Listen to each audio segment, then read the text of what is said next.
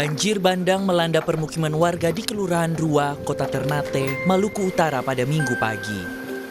Banjir bandang terjadi setelah Kota Ternate diterjang hujan deras sejak Sabtu, yang membuat aliran kali mati jebol dan menerjang permukiman warga. Menurut data BNPB dan Tim SAR, 13 orang tewas akibat terseret dan tertimbun material banjir. Selain korban tewas, puluhan rumah warga juga mengalami kerusakan akibat banjir bandang. Hujan besar, jadi sekitar jam 4 lewat, ya masyarakat lapor bahwa telah terjadi banjir besar yang mengakibatkan ada beberapa rumah, ada sekitar kurang lebih 10 sama korban yang sementara kita dapat, jenazahnya sementara 5.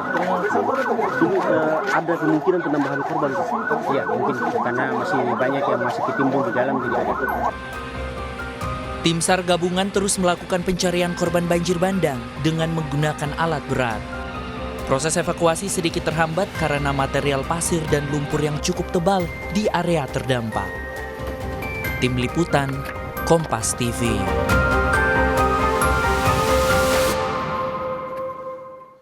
Informasi lebih lengkap terkait banjir bandang di Ternate, kita sudah bersama dengan Kepala Kantor SAR Ternate, Fatur Rahman.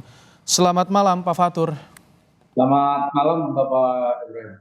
Baik, Pak, jadi 13 korban tewas itu sesuai dengan laporan atau ada laporan baru yang dalam pencarian korbannya saat ini, Pak? Dari 13 itu adalah berdasarkan laporan bahwa adanya hilang, keluarga yang hilang. Setelah itu kita laksanakan pencarian. Tapi tim SAR masih membuka posko pengaduan korban hilang di sana, Pak?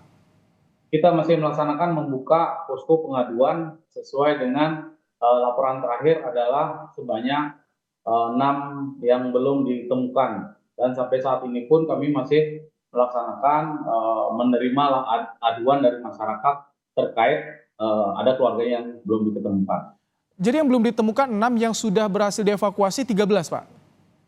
Ya, yang 13 sudah ditemukan dalam keadaan meninggal, yang 6 ini baru dilaporkan oleh keluarga.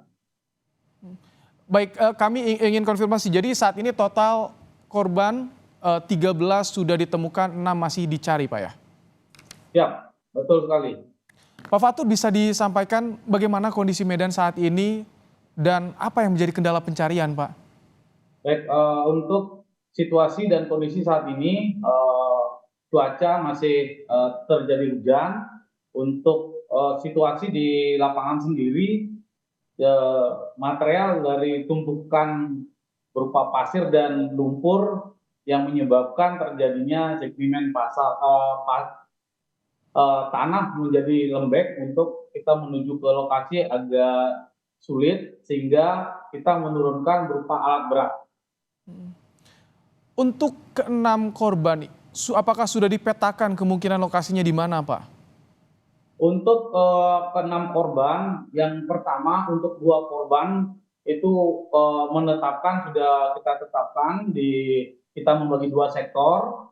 Dalam sektor tersebut kita membagi lagi tiga lokasi. Di sektor 1 kita menetapkan di sektor 1B itu terdapat, yang terakhir kita temukan 2 orang pada malam hari, dan posisi masih berada di situ kurang lebih sekitar 2 orang, itu anak dari suami istri tersebut. Pak Fatur, dengan tadi kondisi yang Anda sampaikan, apakah diperlukan bantuan alat berat atau tambahan personel untuk bisa mencari korban hilang ini, Pak? Untuk saat ini alat berat yang tersedia itu ada 6 unit alat berat yang sudah tersedia untuk melaksanakan proses dari menggali tumpukan material tersebut.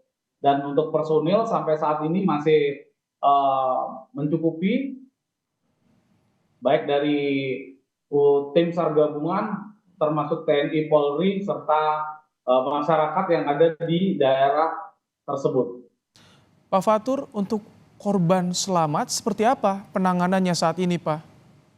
Baik, untuk korban yang selamat, dari penanganan yang ditangani, ada dari pertama kita evakuasi menuju ke rumah sakit. Memang ada yang mengalami cedera tulang, berupa patah kaki dan saat ini masih ditangani oleh rumah sakit umum.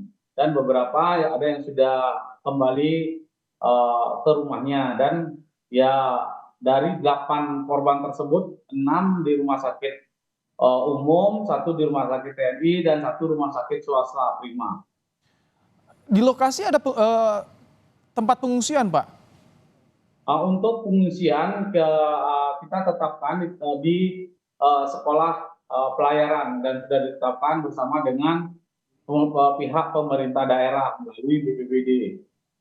Oke. Pak Fatur, apakah sudah ada pendataan total rumah warga yang terdampak akibat banjir bandang ini berapa, Pak? Nah, untuk info awal pendataan sudah dilaksanakan, itu kurang lebih sekitar 25 rumah, 1 masjid. Berarti sekitar 100 kepala keluarga terdampak, Pak, ya ini, Pak? Untuk jumlah yang terdampak secara ininya kami tidak melaksanakan pendataan tersebut. Yang melaksanakan pendataan dari BPBD dan kami pun mendapatkan laporan secara pendataan. Demikian. Oke, Pak, tanggap darurat yang jadi prioritas saat ini apa dari pemerintah, Pak Fatur? Yang menjadi fokus pertama adalah menemukan korban dan memastikan tidak adanya korban lagi.